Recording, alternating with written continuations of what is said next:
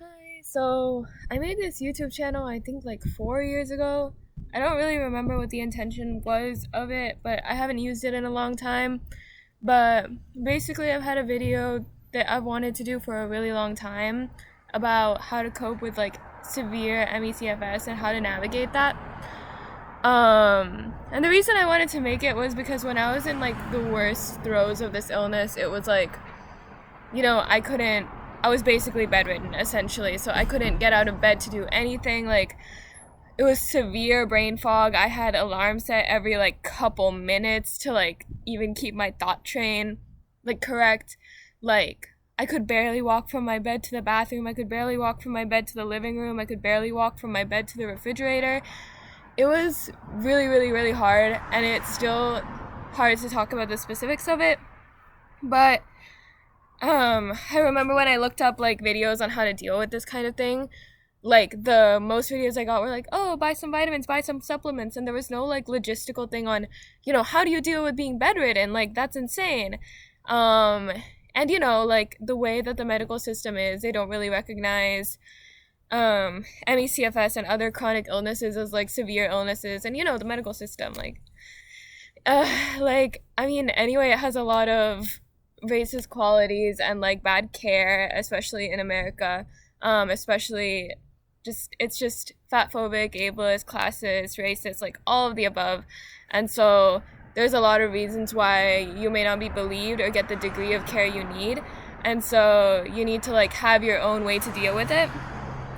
And I had to figure out all these logistics for myself because nobody was really helping out with it, and nobody was really like there was even though you would think that the internet would have all the information I need at my fingertips, it's honestly not like that, because there are certain things that's just like not on the internet at all. There's no helpful tips, there's nothing. It seems like there's nobody else who's going through this. And so I couldn't find anything for like dealing with severe MECFS symptoms, or severe chronic illness symptoms. Like, what does that day to day even look like? So there were ways that I figured out on how to deal with it once I went past the denial phase or whatever. And I kind of want to share all of them. Like, there's three different parts. There's like the physical and the logistical part, like, how do you get your food intake? How do you get your water intake? How do you get like pain management? How do you get like just how do you deal with these everyday things that nobody else really struggles with to this degree? Like, how do you do that? And then there's also going to be like, how do you help like the mental health aspects of it? And then what about the socioeconomic aspects? I mean, not everyone who's disabled to this degree has access to medical care. Not everyone has access to a home. Not everyone has access to, like, having MECFS made it so that I, who has usually worked like, standing up like retail, food service type, childcare type jobs, suddenly, I wasn't able to do any of that because I wasn't even able to stand up. I wasn't even able to sit upright. So, I suddenly didn't have this whole like economic foundation and autonomy and independence. And so that aspect of it is also, I kind of talk about it, but I luckily had the help of like my school insurance and stuff like that and financial aid, and a friend who was able to like provide housing for me. So it's really different.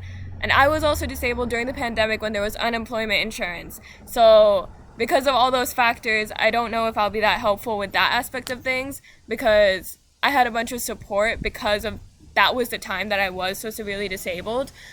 But there's still some tips I have, especially if you're a college student. I have some stuff I can say. So I'm going to start off with the physical and logistical part of it.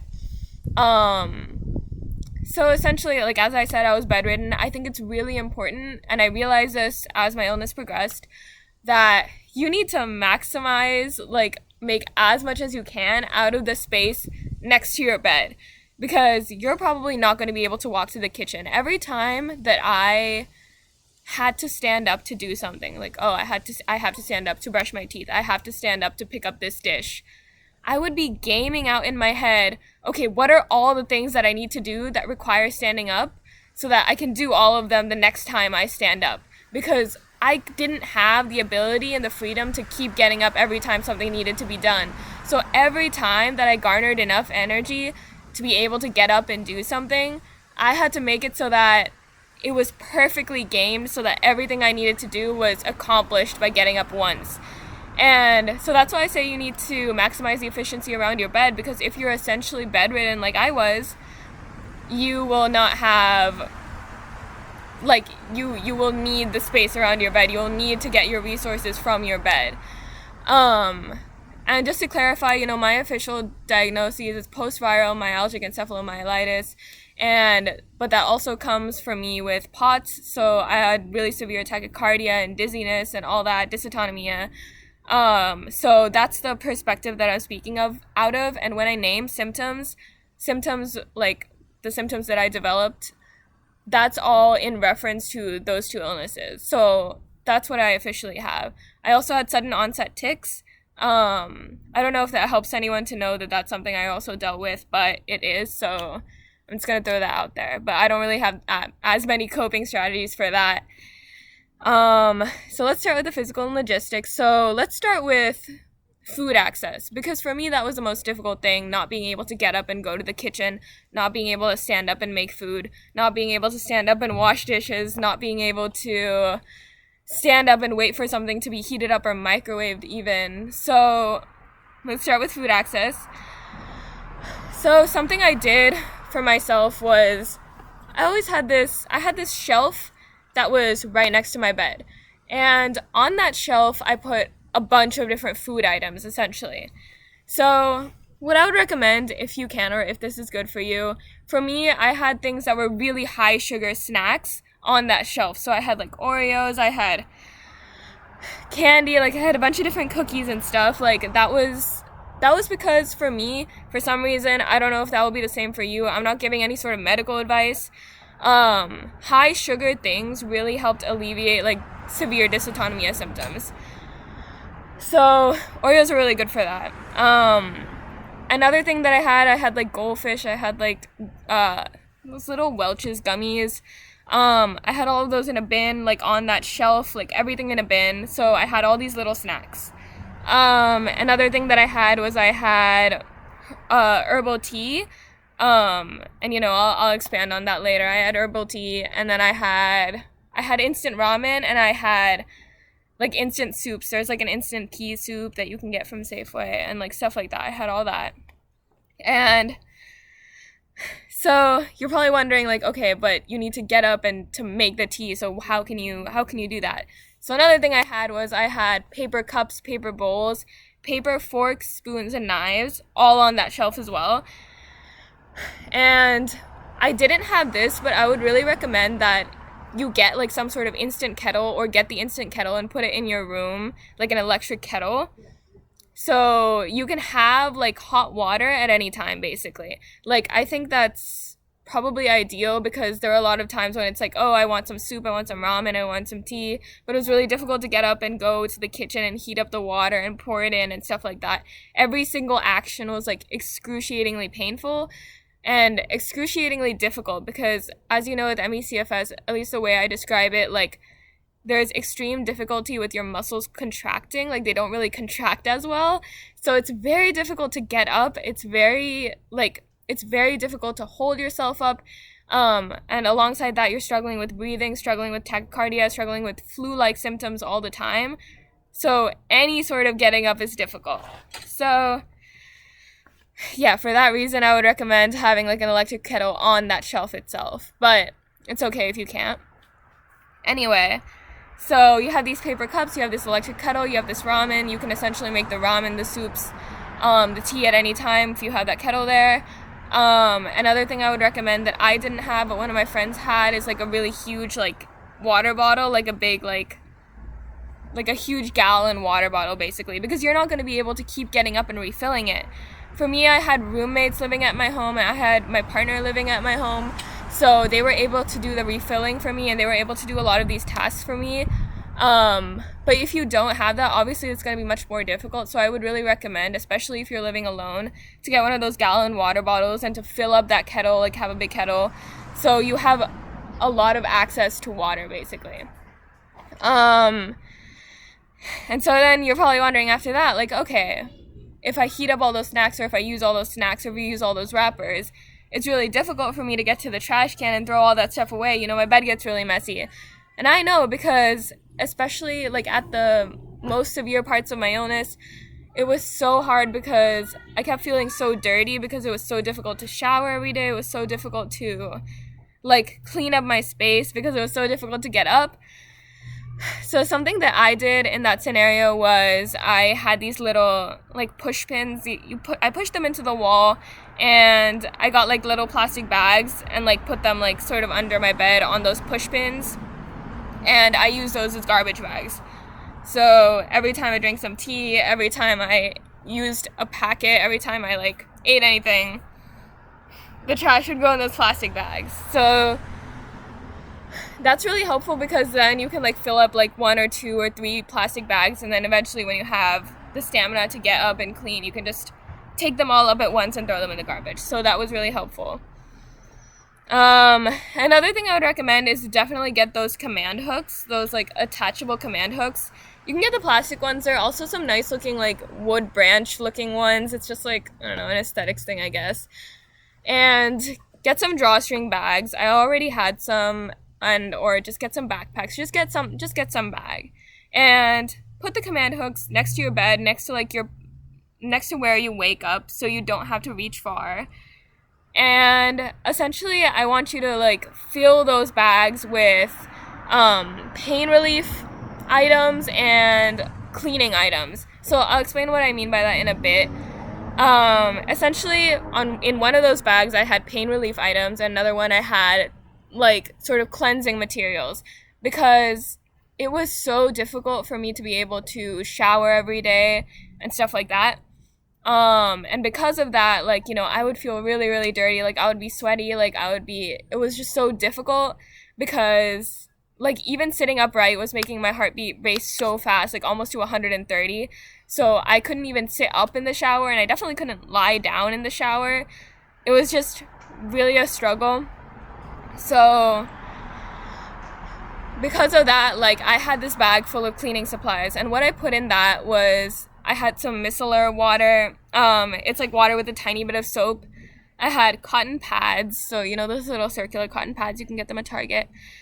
I had some dry shampoo. I had some deodorant. I had like a little hydrating spray bottle. Like, all those things were things that I kept with me in that little cleansing bag to at least be able to feel a little bit cleaner day to day, because it wasn't something that I could access every day. And so it was just helpful. Like, it just feels better. Like, you feel better to have that. So I would really recommend it. And then the other bag that I had on the command hook was a pain relief bag. So in that, I had like, one thing I would really recommend is, I think this is a special thing that I can recommend. It's Amritanjan. Yeah, it's an Indian thing. It really helps for me with my muscle pains. Like, I think maybe it's just soothing because it's a recognizable smell. I don't know if it actually does anything, but it's a very good pain relief thing for me, and I use it all the time, and I'm using it right now. So, another thing that I had was like, keep Advil in that bag, keep compression stockings in that bag. So for me, I only got these much later. The arm ones were helpful, the leg ones weren't so much, but there are also Stiacata ones. Sciata, I don't know how to pronounce it. But anyway, those compression stockings can really help, because when the pain is really bad, you kind of want like compression like this.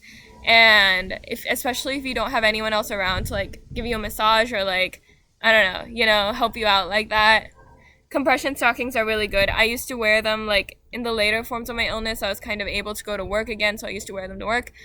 And so I think that's really helpful. Another thing is like hot and cold patches.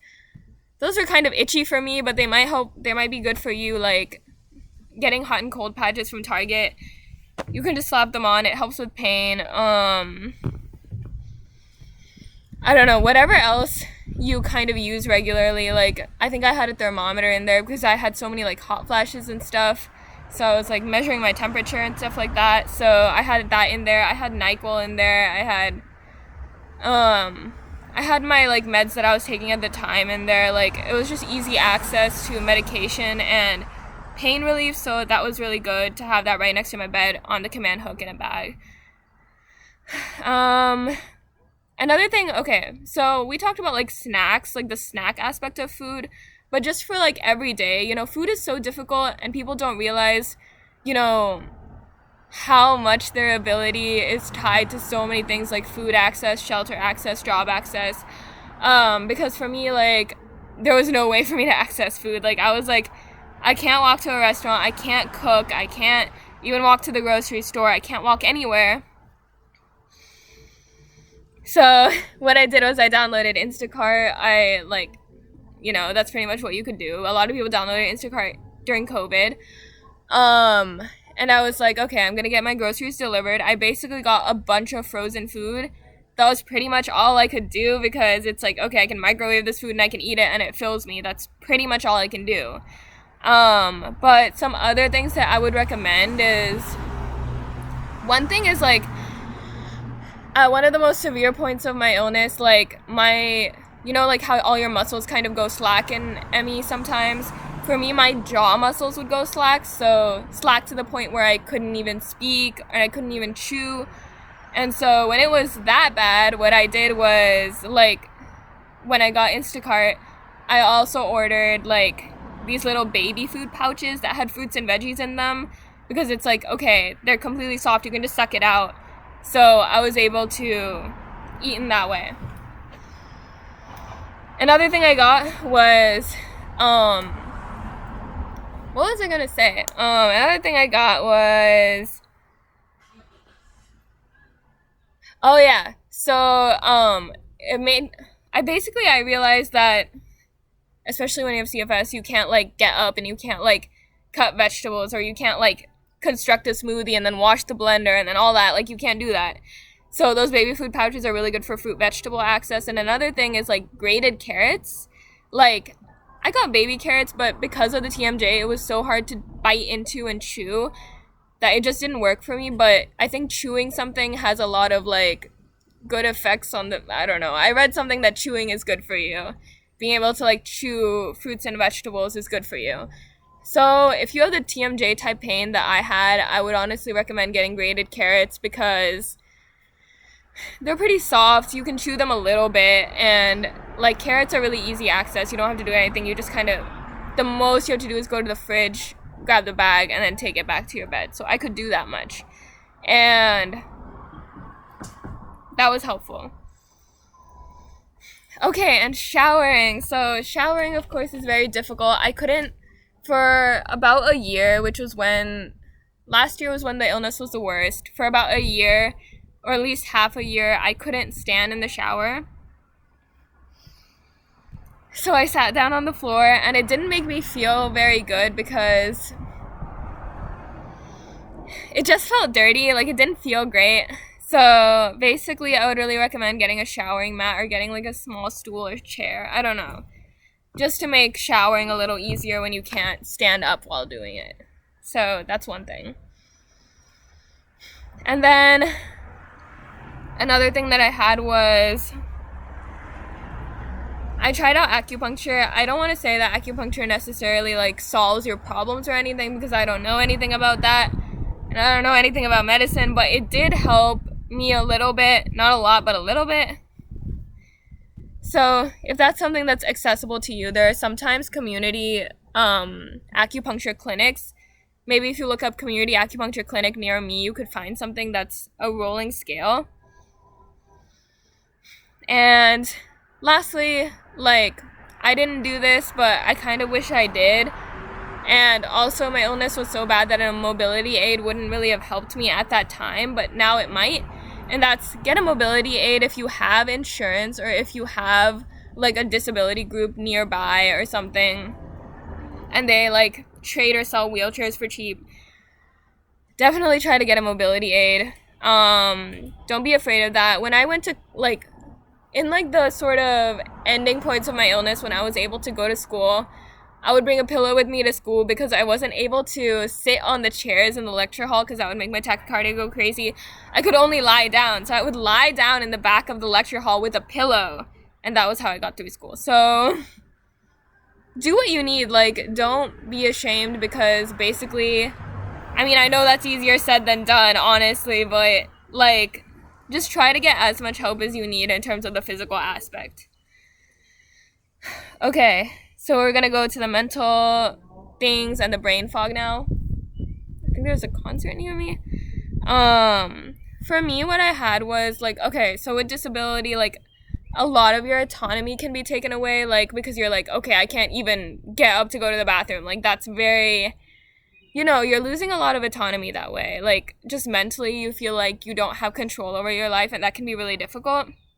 What I did was I kept, like, art supplies next to my bed. So, like, I had, like a little sketchbook and some markers right next to my bed, like, in one of those little bags or on the shelf. And I would just grab it sometimes. Like, I would be like, okay, I'm gonna, like, draw something, or I'm gonna make something. And it was a really low stakes, easy activity to do.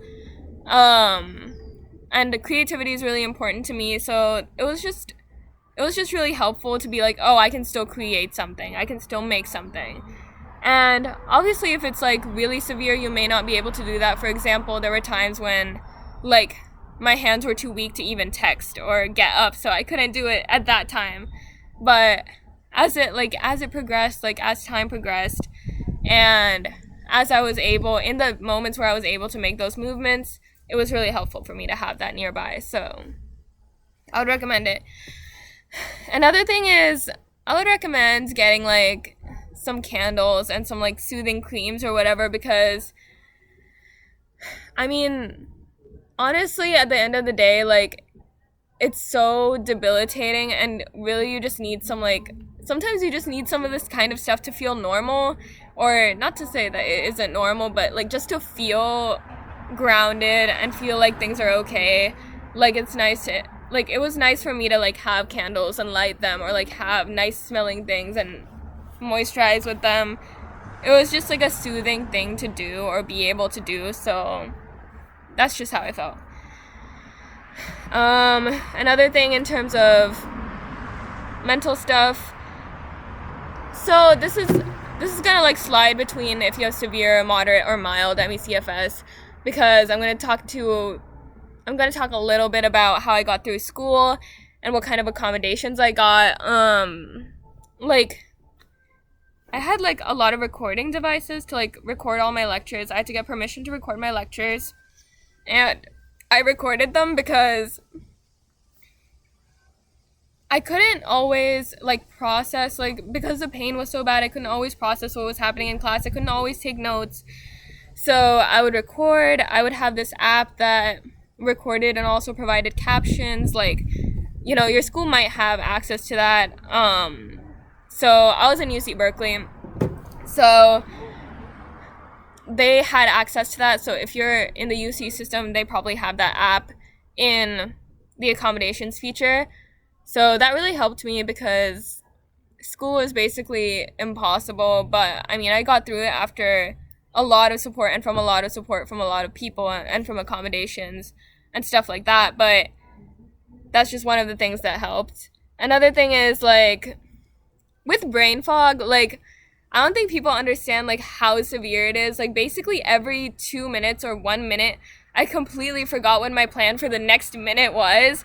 So I had to set alarms for almost every 5 minutes, or every 2 minutes, or every 3 minutes. Like, I would sit there and I'd be like, okay, in 1 minute I have class, and then I would completely forget about it. So you really need to have, like, alarms for, like, almost every time you have a thought, like, I need to do this in 2 minutes, or I need to do this in 3 minutes, make an alarm immediately, because the brain fog is so bad that you'll just forget. So that's something that I did. It was basically what helped me. So, and then another thing that I did was, this is, like, I don't know if this is a great piece of advice, but for me personally, my brain fog got much worse the more time I was on, like, social media and on TikTok specifically. And when I deleted TikTok and then spent more time, like, watching movies or reading webtoons or something with a more extended attention span, it just kind of made me feel a little better. I don't know if Yeah, I don't really know if that's like good advice necessarily. I think it just makes you feel a little more grounded because with brain fog, because there is so much struggle to focus, so much struggle to like get into anything. Sometimes it's much easier to scroll through social media and scroll through snippets of things. And so it just is more energy to like get invested in a long form thing, to get invested in a movie or a show or a book or a webtoon, but it definitely did help me feel better, I think. But I don't know. So I'm recommending it. If it's hard for you, don't do it. It's okay.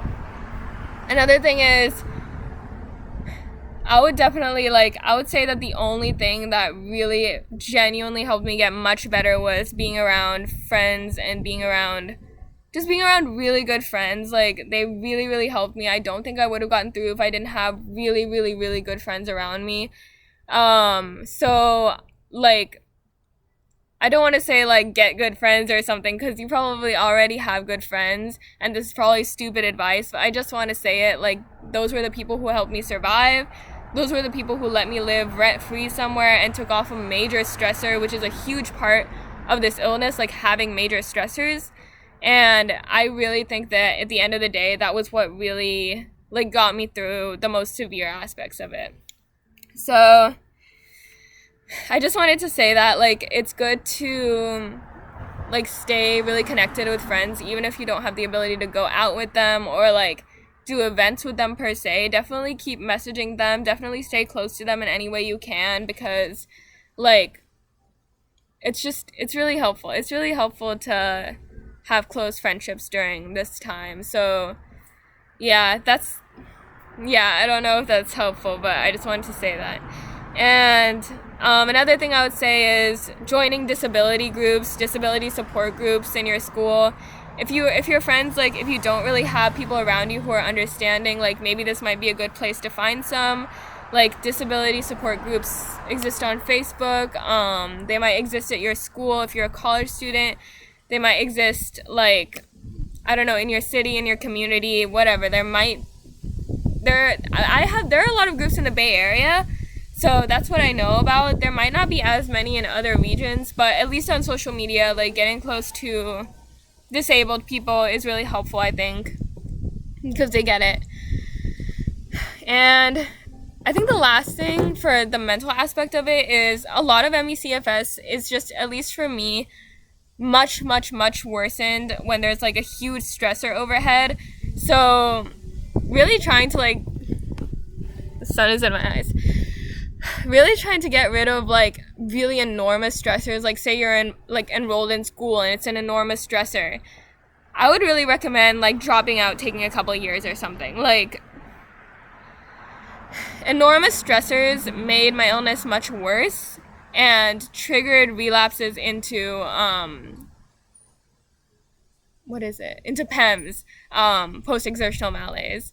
So because of that, I would really say, like, keep your stressors low, really remove, like, stressors from your life as much as you can. So school is a stressor, get rid of school, like, drop out for a couple years, like, you know, like, relationship is a stressor, like, because it just makes it so much worse that you really have to prioritize, okay, which things are really, really damaging me emotionally, and distance yourself from them, because it's not worth that. Obviously, it won't cure your illness. It didn't cure mine to get rid of my stressor, which was, I guess, school. It didn't cure mine, but it definitely made it easier to deal with. So that much I can say. Like, obviously, it's not like stress causes this illness or anything. Like, a lot of people don't understand how it's like, oh, this is like a autoimmune or nervous system disorder. Like, that's the reality of what it is. It's usually a post-viral illness.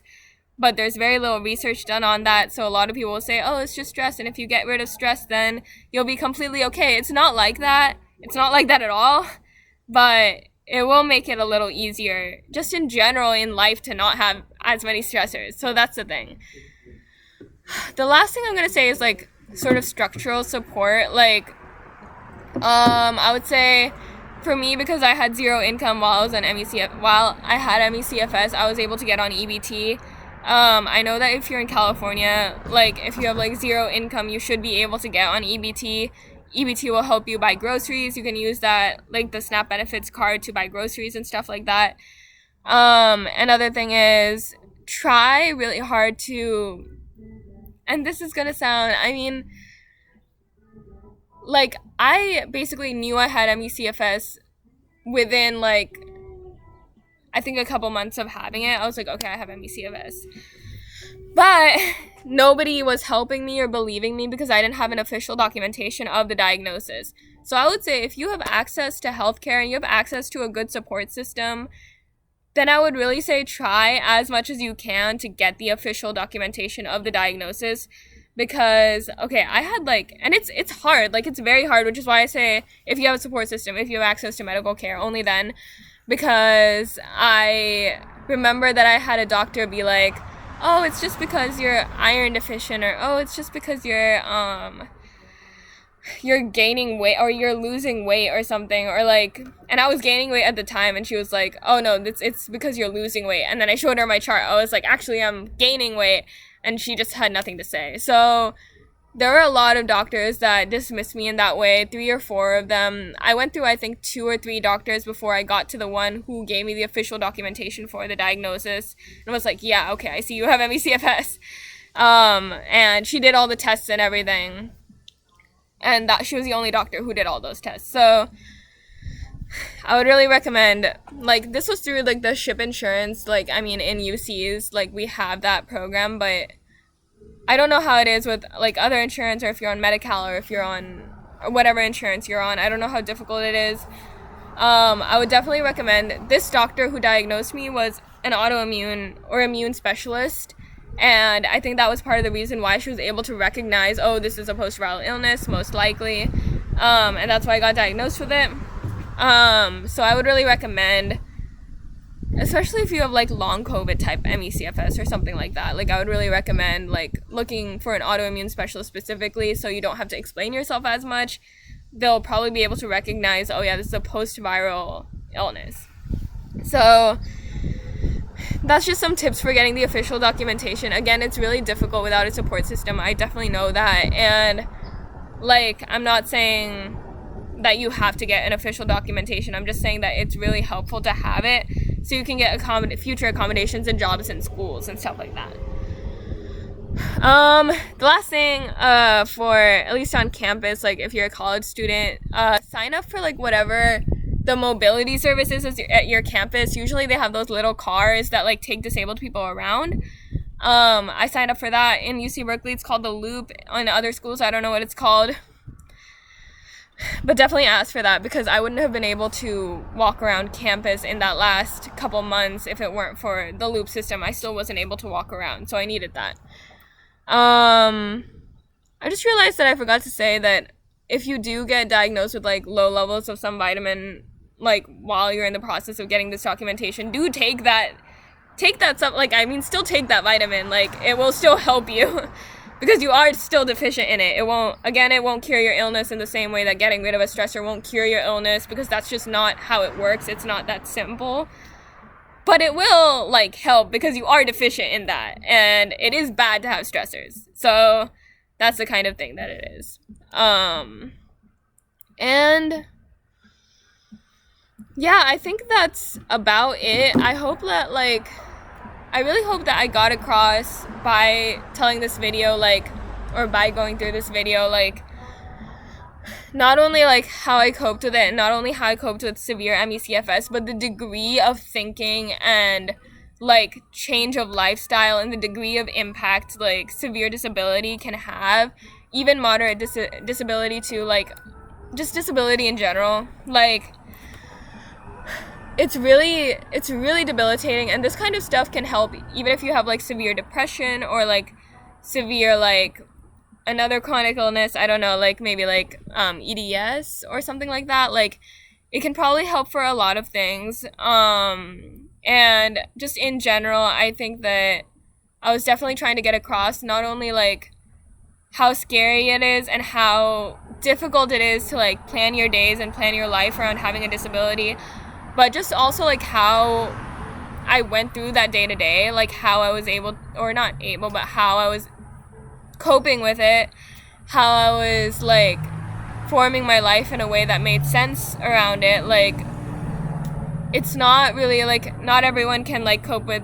I remember when I was looking up CFS videos, like I had some people that was like that were like making videos like, or like writing website blogs like, you know, eat healthy food, like make sure you cook a good meal. And it's like, okay, stop right there. I can't cook a good meal right now. I can't even stand up. So that doesn't really help me. So I was really hoping to make a video that like acknowledges the realities of like, okay, this is really hard to do. Here's how you do it.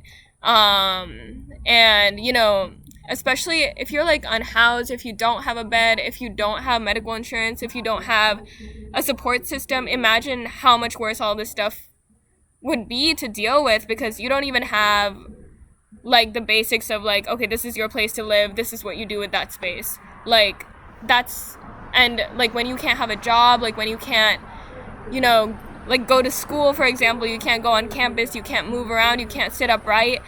Imagine how difficult that is in like a world that's, you have to work to survive here. Like it's just really difficult, and I hope I like showed how difficult it is, and at the same time showed like how it realistically looks like to live with that, and how some people might, or like how I was able to live with that. I think I'm being redundant here, but I don't know, like I think giving a realistic snapshot of like, yeah, I wasn't able to shower every day, I wasn't able to go to the refrigerator, I wasn't able to cook, I wasn't able to do these things, and like really like showing the realistic aspect of like, this is the kind of condition I was in.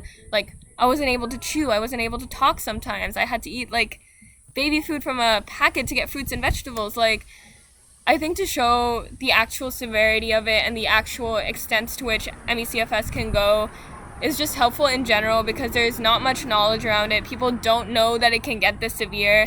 People don't know that this is how people are coping. Even I didn't know until I did it myself, and now I'm telling you guys because maybe you're looking for something like this and you're running into the same videos I did and running into the same problems I did, which is like, I can't do this. I can't live like this. So that's the thing. Like, it's just a lot of like aesthetic living and stuff is just, it's inaccessible. It's not like, you know, you just have to like, I think showing the day to day and being like, this is what it actually looks like is much more helpful, and can help you like realize, okay, this is what comfort looks like to me. This is what health looks like to me. Like this is what helps me. So I don't know if any of that made any sense. I can't really keep track of what I'm saying when I talk really well. So I hope that helped somewhat. And I don't know what this channel is about. I actually can't remember at all. I wonder if I could tie it back to the theme, but I don't know what the theme was. So yeah, I guess that's it. I really wanted to just say all this and have all this information out there for people to have. And now it's there, so I'm glad. I hope this uploads correctly and that you can hear what I'm saying. But that's all.